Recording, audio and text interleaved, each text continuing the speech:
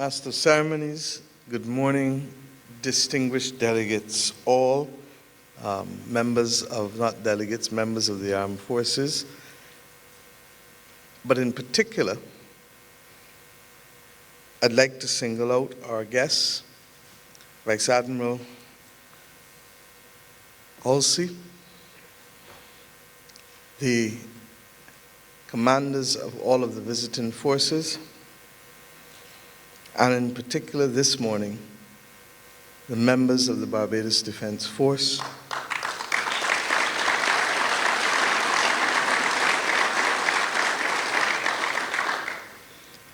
Acting Chief of Staff, Lieutenant Colonel Lovell. Ambassador, you appropriately delivered a token of your recognition to those who had the responsibility of organizing this very successful event.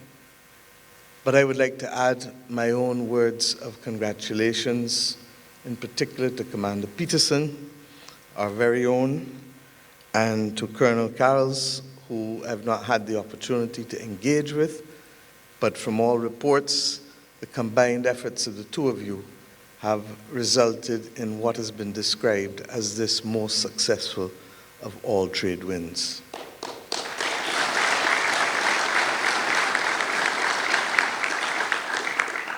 It is true to say that one might think that it was fortuitous that this event should take place literally on the eve of our great challenge that we will face as we host the world over the course of the next 6 weeks with respect to the hosting of the third largest global sporting event. That this nation is doing it on the third occasion speaks to the fact that we've built the capacity, but building capacity is never enough, as you all know. You're as good as you are on the day that you're required to be, which requires the continuous training and preparation for any eventuality. I know because many years ago, when we hosted it for the first time, I had responsibility for security, coordinating security for 10 nations within the region with respect to the first hosting of Cricket World Cup. And that occasion led to the establishment of impacts. It led to the establishment of the Joint Regional Communications Center. It led to the establishment of the Regional Intelligence Fusion Center. And I therefore speak to these things because I smiled as you gave thanks for the contribution of those agencies today and recognized that that was a clear consequence of our building of capacity as we hosted the first World Cup back in 2007. But you know, the world in which we live today is significantly different from the one that we faced then, or indeed at any stage over the 35 years that I have been in public life come July this year. And it strikes me that we don't need to look any further than the last few weeks. We don't need to look any further than the daring kidnapping of a prisoner yesterday in France. We don't need to look any further than the regrettable shooting, the attempt to assassinate the Prime Minister of Slovakia yesterday. We don't need to look any further to the fact that your services are perhaps in still this zone of peace in the Caribbean, and I'll come to that in a minute, needed more in the area of humanitarian and disaster relief efforts. And long may that be the only challenge that we have to face in this region as opposed to other types of conflict.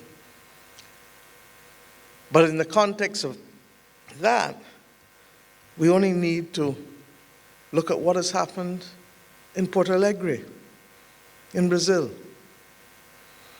We only need to look at what has happened in our own Caribbean region in Haiti with the landslides, coming on top of a very difficult civil situation that the country is encountering.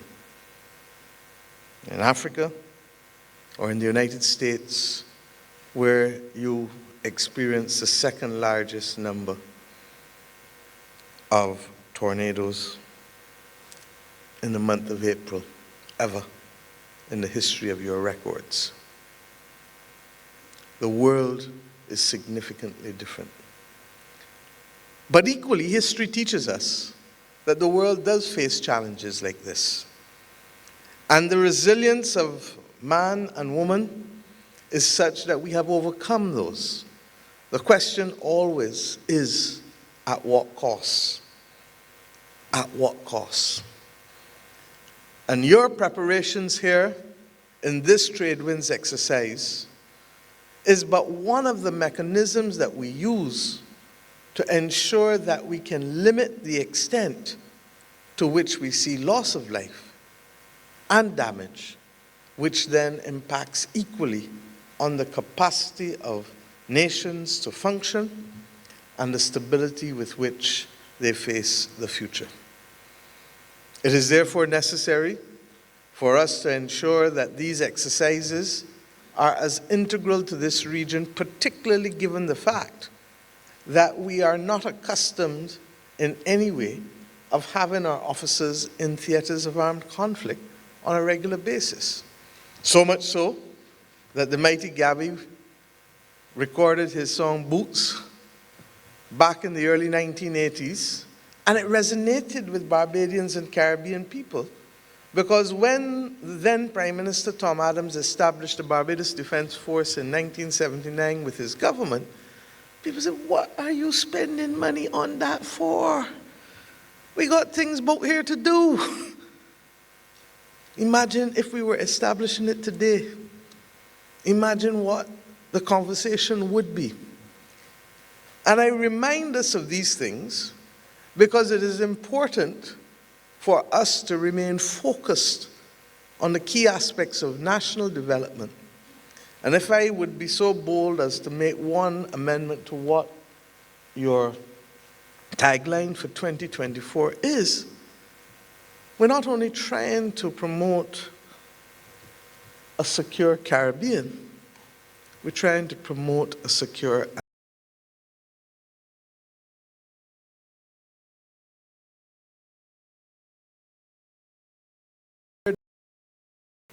was not part of our normal upbringing. Indeed, we can truly attest that we are living in the season of superlatives, the hottest, the coldest, the worst. But whatever the challenges, be it public health, be it disaster, be it armed conflict, be it instability at the domestic level in terms of crime.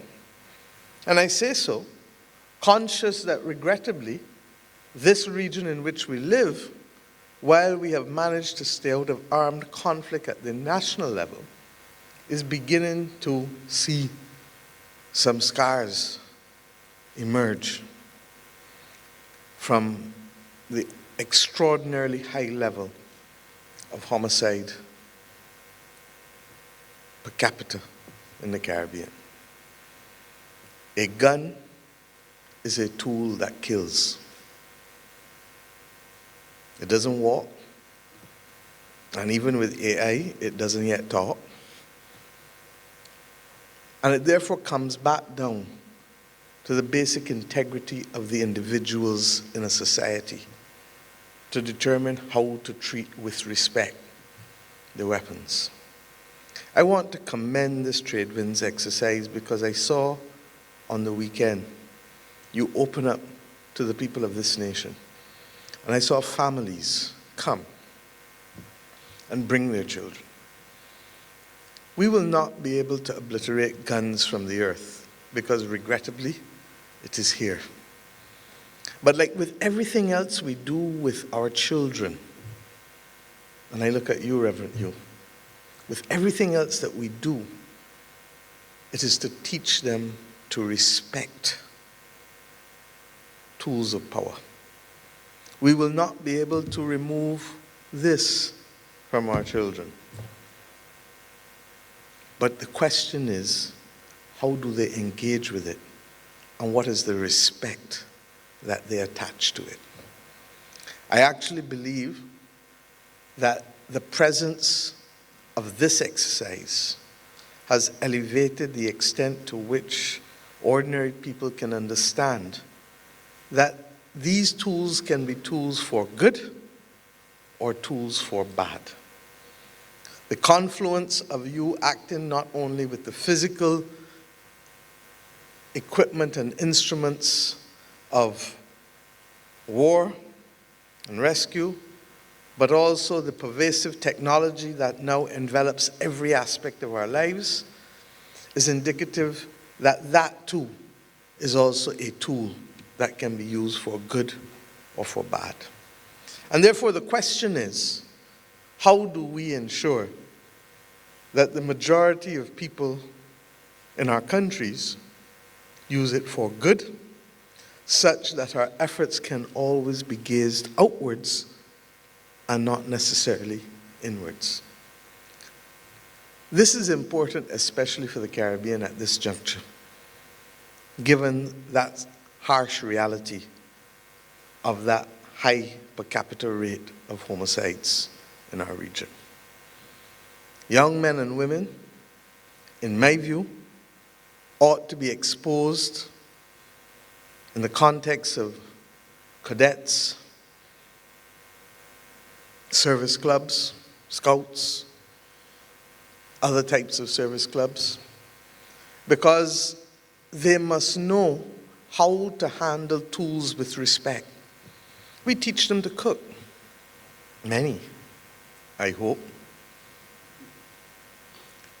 And even though a lot of people have electric stoves, they still have to learn how to use matches for those occasions when they have to light a gas stove. And we teach them how to light a match responsibly, because we don't want them to get burnt. I believe that there ought to be a significant expansion of the number of opportunities for young people in this region to understand the importance of service, but equally to understand the importance of how to handle weapons, whatever they are.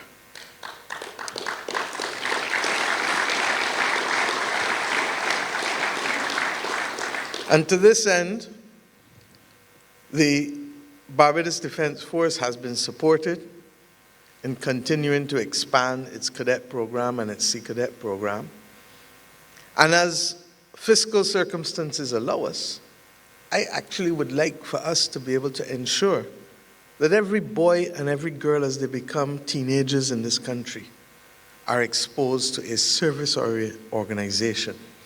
Because a time will come when it will not only be the men and women in uniform who will be required to be called into service, but it will actually be the people of the nation who must stand up to the call, more likely than not, especially in circumstances of small island states whose capacity to survive can be obliterated within a few hours in the context of a hurricane. For those who feel that I may be exercising a little hyperbole, let us go back to Dominica. And it is an act of pride for me that as we prepared for Cricket World Cup in 2007, we understood not only our limitations, but we were prepared to be committed to bring about the partnership that is at the core of exactly what you're doing in the trade winds. In this very same building on the other end is where we agreed to develop the treaty that now allows any of our nations to call upon any of each other outside of the RSS, with which we are already familiar in Barbados, but from Jamaica and the Bahamas right back down to Guyana in the south and across to the east. And that treaty said, should there be man-made or natural-made disasters, we should be able to call on each other. This exercise of the last 2 weeks is the evidence of what calling on each other looks like, what it feels like. And your ability to be able to come together and show and prepare for circumstances that we pray will never happen, but nevertheless must be ready for the possibility of its occurrence. But your ability to do that gives us as leaders the confidence that we are in a position to protect as many lives as possible. My earlier comments as it relates to our young people tries to tie what you are doing at the very highest level with instilling in our young people that sense of responsibility and that sense of commitment to ensuring that if ever there was a need, they would be there, but more importantly, that in understanding how to respect the tools of trade of the military, which regrettably find themselves in the wrong places, that they will be in a position to know that it is not something to be trifled with lightly. Young people are exposed to all of the risk of life. And if we don't treat them, teach them and treat them in a way that allows them to treat to them with the respect that it requires, I fear that we will not be facing external threats, but the domestic instability that it will lead to will give us greater pause than any regional conflict. I want to comment on one matter at a different level. A year ago, had this exercise been held, there would have been no risk or concern about Guyana and Venezuela. A year ago, had this exercise been held, there would have been no immediate apparent risk and concern about our other member state, Haiti. It just shows you what can happen in the blink of an eye. We stand on the precipice of great and grave danger if it is not handled appropriately. I do not think that I need to repeat the commitment of CARICOM's leaders to the Caribbean remaining a zone of peace. That is our absolute and utter commitment. But remaining a zone of peace requires much more than just saying it. It requires our actions to reflect it. It requires being responsible with our words such that circumstances do not get out of hand and go beyond our control. It requires equally a recognition that people will understand that this will not result in good for anyone.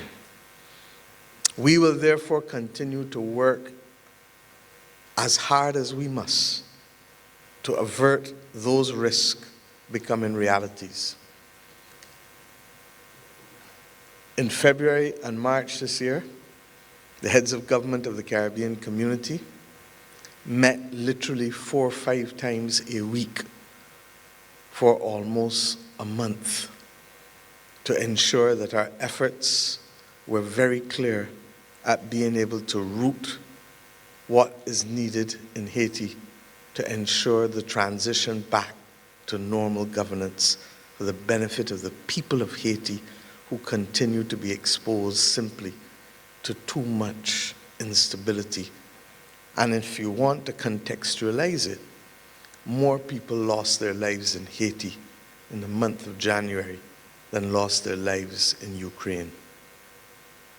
That should cause everyone to pause. Similarly, the Treaty of Argyll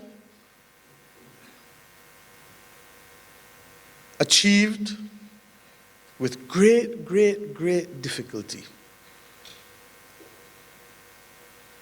must be maintained at all costs.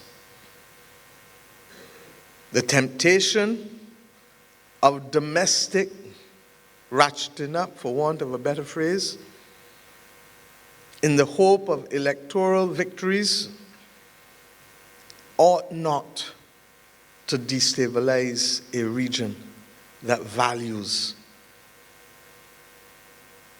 it being a zone of peace.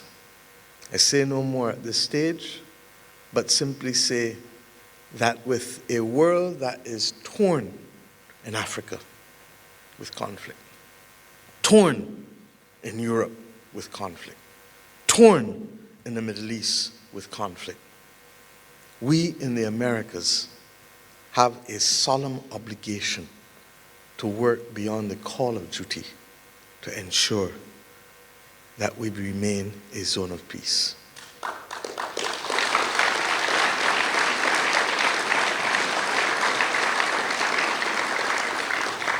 My final comment relates to the virtual world.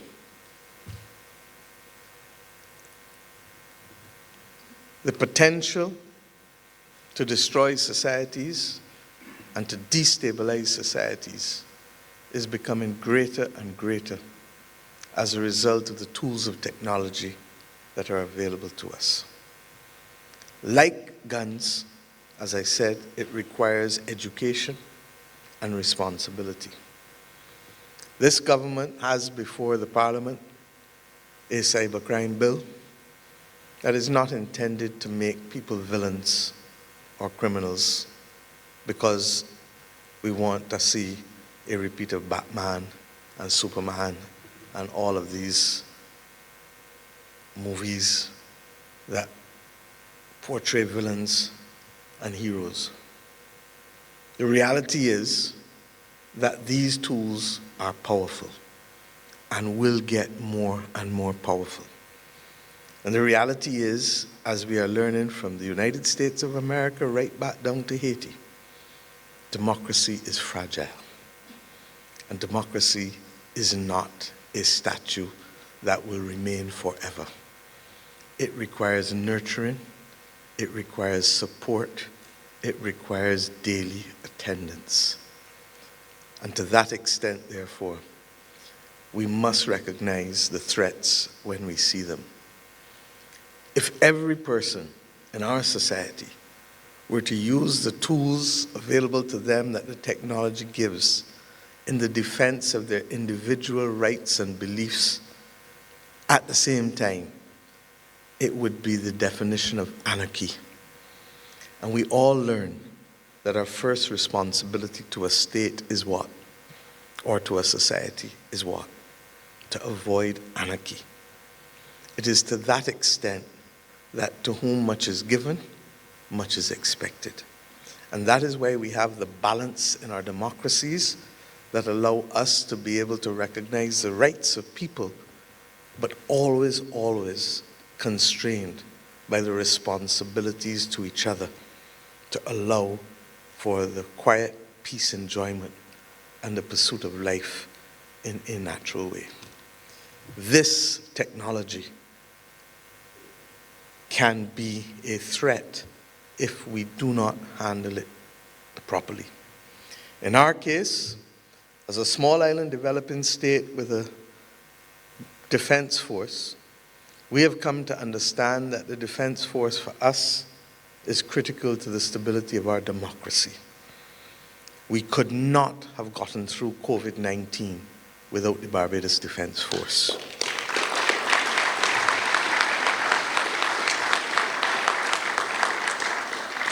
With limited resources and capacity, this government has made a decision that it will be the Barbados Defense Force that will be on the front line of protecting the cybersecurity of this nation. And I want to thank the United States government for working with us, in particular on this particular matter with the Barbados Defense Force, because as is to be expected, our capacity will be limited initially until there is exposure and until there is building of that capacity. I am satisfied, and I know that my minister has confirmed it, that that progress, that work is now underway, and we are making good progress in that respect. But I ask the people of this nation to apply their hearts to wisdom and to understand that they would want protection if somebody was to hurl a big rock at them, that they would want protection if somebody was to shoot at them, and that equally they deserve protection if somebody was to use the technology in a way that is iniquitous and that stands to hurt them physically, mentally, or otherwise. I have been solemn in my speech thus far, but I do not and cannot leave the stage with solemnity. I want all of the persons who participated in trade winds, and I'm told that I have one or two ministers who did as well, to please stand. All. If there are any of the diplomatic community who did, Roger, thank you.